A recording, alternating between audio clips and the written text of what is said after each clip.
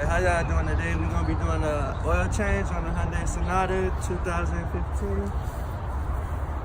So first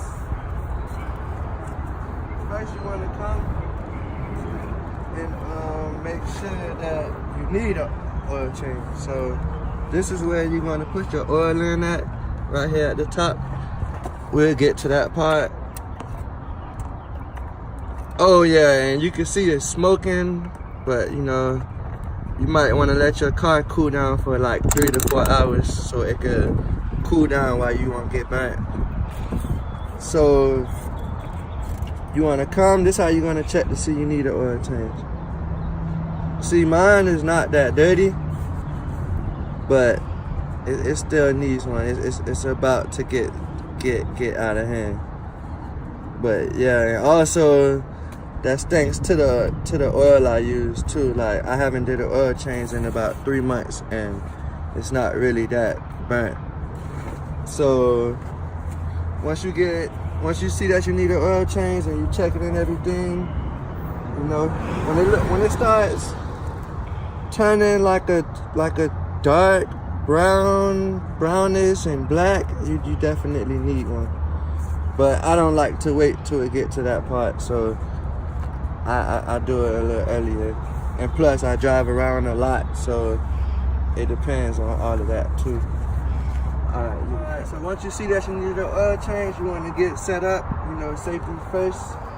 So you could get the, I don't know what it's called, but it's like the thing that you put under the tire and it stops the car. I just use a brick for now because I don't have one.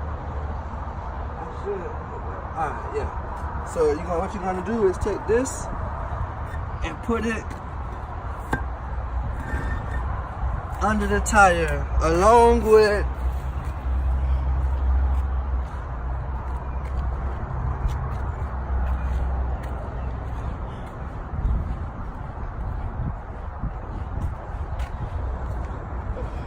and you also want to make sure that you put your emergency brakes on. And it's located right under the steering wheel on the side. So all you got to do is just push it all the way down, and to release it you just push it forward and it comes up. So you're going to set your emergency brake, make sure that's down, so that, because on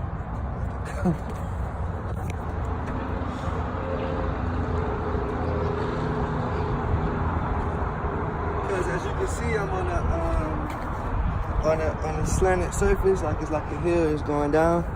And a lot of times what happens, people don't realize is when they jack the car up and the car is coming downwards, and plus this is like a front wheel drive, so it will roll once you lift it up, and that could turn to a situation.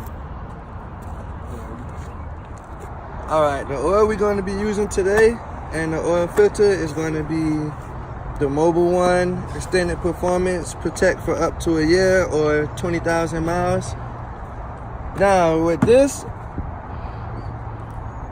I highly recommend the Mobile One. I don't got the 1-year performance oil, you know, kind of broke right now. I couldn't get that one, so I just got the other one. It's just as good.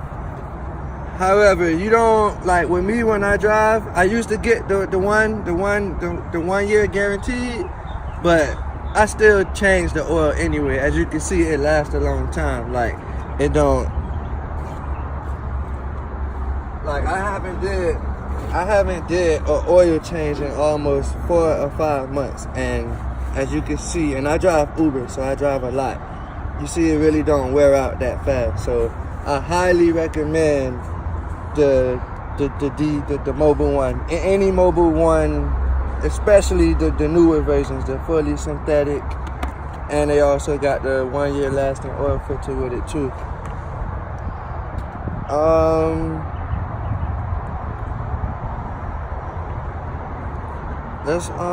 It says strong, durable for long lasting performance, heavy duty canister, withstands 9 times the normal system operating pressure, enhanced inertial gasket remains pliable to prevent leaks, Still center tube for added internal strength, and you know, it's well worth it. And right here it breaks it down for you in the back. The synthetic blend media for highest capacity. Still center tube provides added internal strength. And you know, it says it's been tested and proven twice. Auto manufacturer recommended oil change intervals. Enhanced narrow gasket, we talked about that. Dual anti-drain back valve. I mean, like, this is some pretty good stuff. But yeah, I highly recommend this one. It's very, very, very good. And the one that you're going to be using for your Hyundai Sanata 2015 is going to be labeled under M114A. M114A. That's it. It goes for almost all of the Hyundai Sonatas, but you wanna, when you go to wherever your store, just ask which one that you need. And with the oil, got fully synthetic, extended performance, 15,000 miles, guaranteed protection, and yes, it's guaranteed. But you want to still check your oil every month, 2 months, to just make sure. So you know, it's number one. It's what the NASCAR people use for theirs, and you know what those cars are capable of doing. And shit, cut. All right, so now you want to get ready and jack up the car. I have a kickstand. This pretty much is after, once you jack up the car, you want to put this under just for more security, so that if anything was to happen with the jack, this would catch it too. This would keep the car up. Like if the jack was to tilt over or anything like that. So, alright, I know y'all probably can't see through here, but when you jacking up the car, it's a little slot where you can jack it up at. It's like right, like about 15, 16 inches, like right behind the tire, and it's like a little hole part, because you don't want to jack it up on the it's like a frame made to jack up the car. It's a spot for it. You will see it, because if you jack it up anywhere else, it's going to bend and it's going to fall back down. So once you find that spot, it's like right there, and it's like a little circle for your jack to go in at, and you will see it right under there. So once you do that, you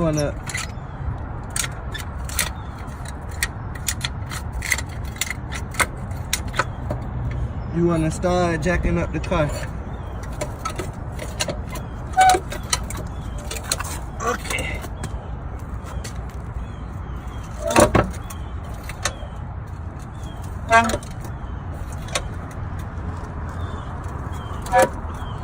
Oh shit, wait. Alright, put it on this tire. As you can see, this tire is lifting up.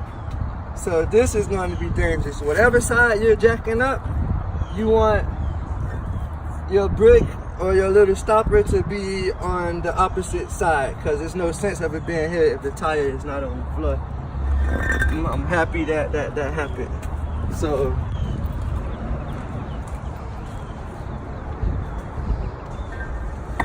you want to take it and put it on a tire that's grounded, so that the car won't start rolling.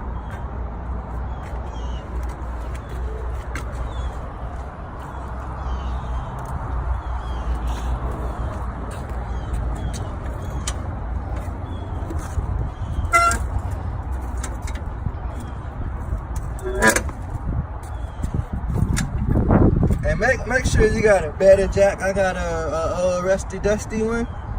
So make sure you have a jack that's in good condition, or, you know, I mean, it's good. Oh shit.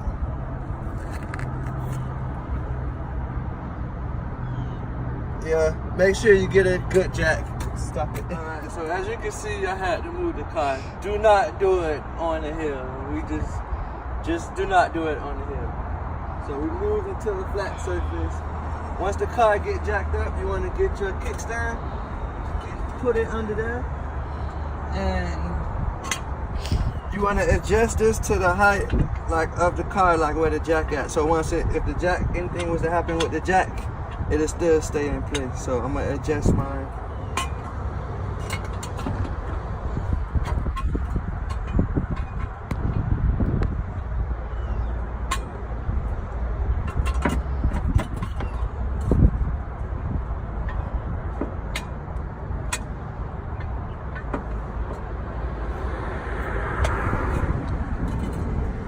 So once that's set, we're gonna go under. You wanna what you doing? So you wanna come over here and you wanna have like some kind of mat or something, unless you don't mind the hard pavement. I don't mind the hard pavement, but just for my hair's sake. I'm gonna use a little wrestling hand so that my hair don't get all the rocks and stuff in it. So the oil filter, like, oh yeah, as you can see, it's gonna be a car cover under here. So you're gonna take it off. You don't have to take it all the way off, but there are screws that hold it together, and you just want to make sure you take off the cover first. And then my cover is already off, but yeah, you might have a car cover on yours, so you want to take that off. So when you come on, as soon as you get under the car, the oil filter is right here. It's right under. As soon as you get in the car, the oil filter is right here. But this is the last thing you're gonna take it loose, and your oil pan is right next to the oil filter. This is your oil pan. And there's a screw right here, and that's what you're going to be using. That's what you're going to take it loose to let the oil out. So once we right now it's really hot, like I was saying before. Make sure that you wait about 3 to 4 hours to do this, so that your car can cool down, or just do it in the morning or whatnot. So you're gonna take a loose this screw first, and I believe. Alright, so once you got your oil pan and everything ready, alright, so the screw is going to be right in front of the oil pan. So you want to get your oil pan and put it, like, not directly under the oil pan, but sort of directly under the screw. So you want the middle, like, try to get the middle of the pan, like, right under the screw. And the wrench that you're going to be using is an 11 by 16. So you can either use the wrench or use the socket wrench to do it. 11 by 16. That's the I think that's the geometric or something like that. But all right. So when you go, you don't want to turn to. You don't want to go to the right. That's how you're going to tighten it, and you're going to end up stripping the screw, and then you're screwed. So you want to turn it not this way, but this way. And that's how you're going to let the oil out. So you want to go, put it on there, and turn it.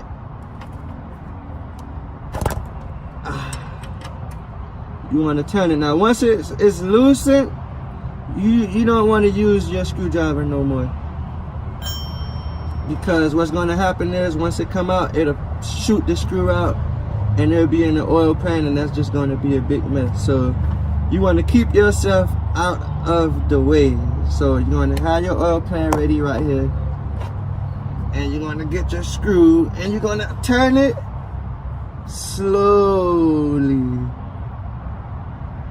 like real slowly. And once you turn it to where it's loosened to the point where you could just pull it off, then just pull it off slowly, and get your hand out the way, so you don't get no oil or anything like that on your hand. And right now it's hot, so I have to be extremely careful. So yeah, you want to start unscrewing it with your hand to the point where it's not screwed, but as you're as you're unscrewing it, you want to keep pushing it because you don't want the oil to spurt out on your hand and shoot the screw in. So as you're unscrewing, you want to keep pushing towards the oil pan so that once it's out, it just don't start going all over the place. And you keep going to the point where you feel it's not connected no more. And once you get it to that point, you want to move your hand out the way.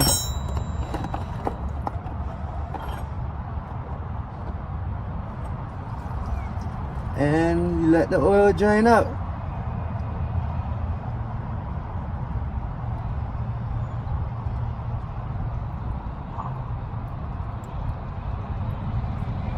Now, as it drains, you see it's full right now. So it's gonna pour out ahead a little bit. So you just wanna be careful to keep an eye on it until it starts to get low and push your oil pan up a little close, because it's not going to be dripping at that angle anymore. So you just let it sit there and drain out for about 10 to 15 minutes.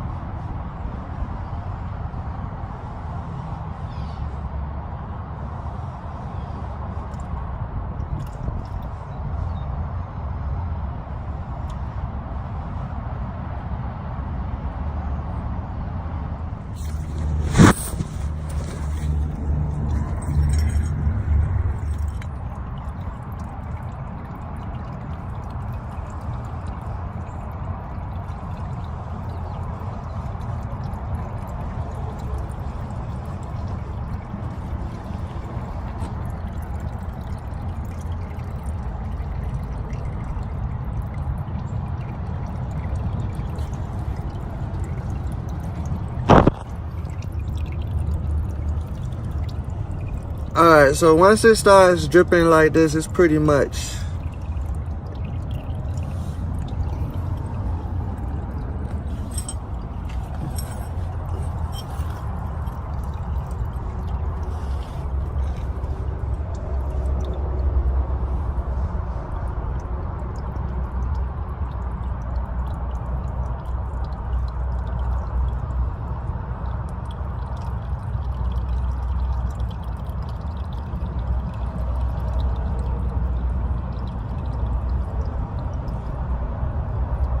But alright, so once you get past that part, you know, you're not going to get all of the oil out.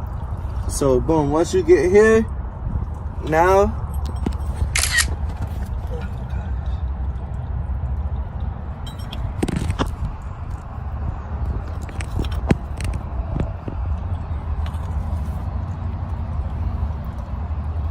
once the oil stops, you want to put the screw back on now. You're going to screw tight as much as you can with your hand.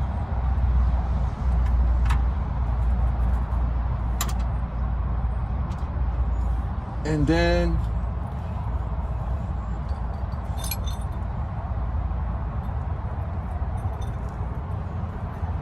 you're going to grab it and continue screwing with your wrench. Now when you're screwing it, you don't want to screw it too tight, just enough to where it doesn't turn, because you don't want to strip it.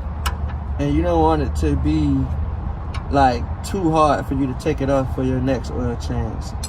So after you get done with that one, you're gonna go to your oil filter. So you're gonna empty the oil pan first, and then you're gonna go to your oil filter and unscrew that. You should be able to do it with your hand.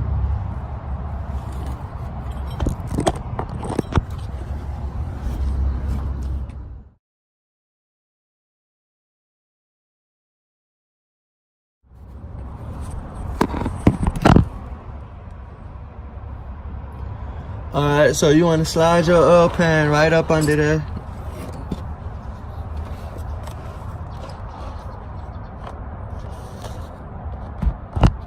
And you're just going to unscrew you should be able to unscrew it with your hand. But like mine is kind of like freshly hot, so probably want to use 2 hands.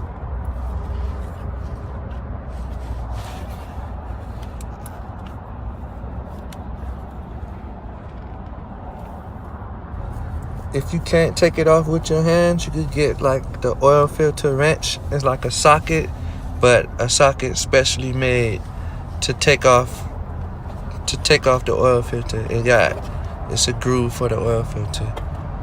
I had to stop and go wash my hands because it was too slippery to grip.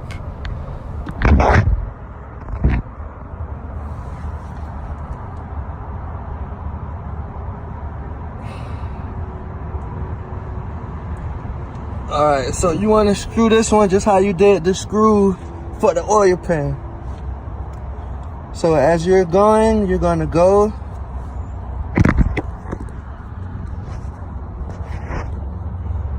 So as you're unscrewing, you're going to unscrew it, go, and make sure that your oil pan is under it. You know, make sure you don't want to spill anything. So you're going to go ahead and unscrew it slowly because oil is going to drip from here too. And then, you know, once you unscrew that part, let the remaining, the little bit of oil drip from there. And remember to let the car cool down or this oil will burn your hand. So you want to let your car cool down.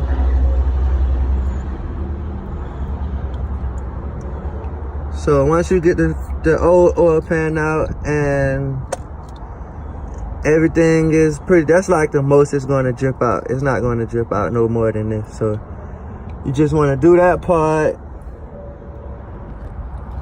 So once you get that off, you're going to take your new oil filter and you're just going to screw it on.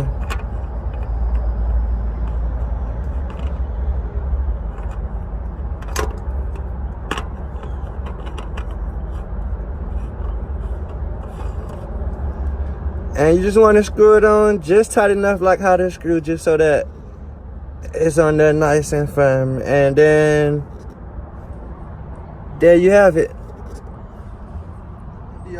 It's gone. Shit. Alright, so once you emptied out all your oil, you want to come here and remove the oil top. Bring it up here. And this is where you're going to put the oil inside of here. So you're going to remove that top. And you want to get you a funnel so that you can pour the oil in, and make sure it's nice and clean and everything. So you're going to stick your funnel in there so that it doesn't go all over the place when you pour the oil.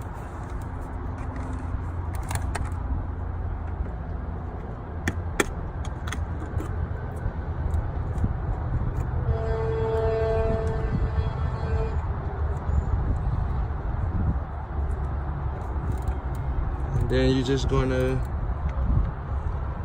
pour. And you want to put the whole jug in, because you completely emptied out your oil.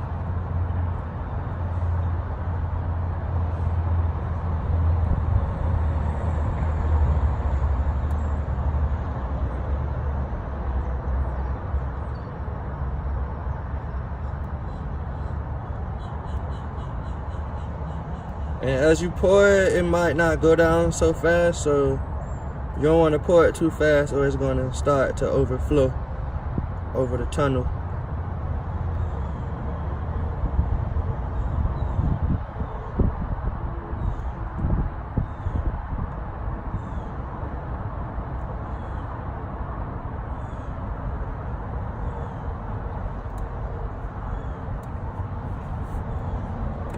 You want to make sure you get all that oil in there.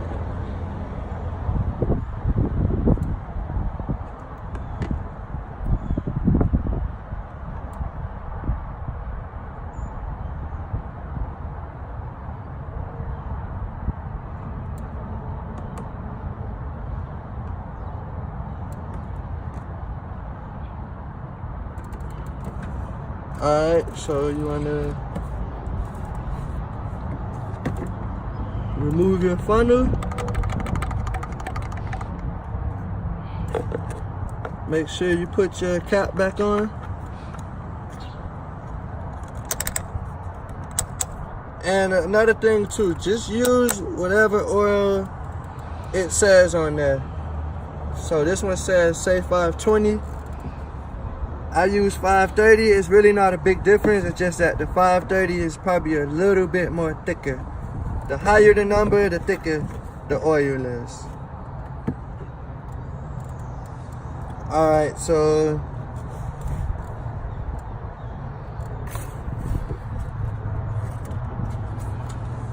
now once you look, your oil should be pretty much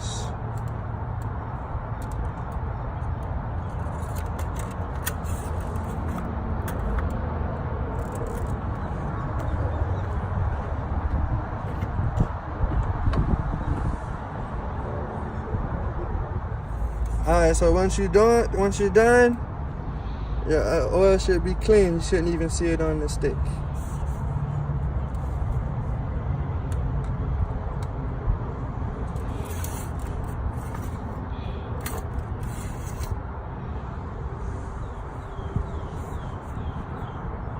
And there you have it.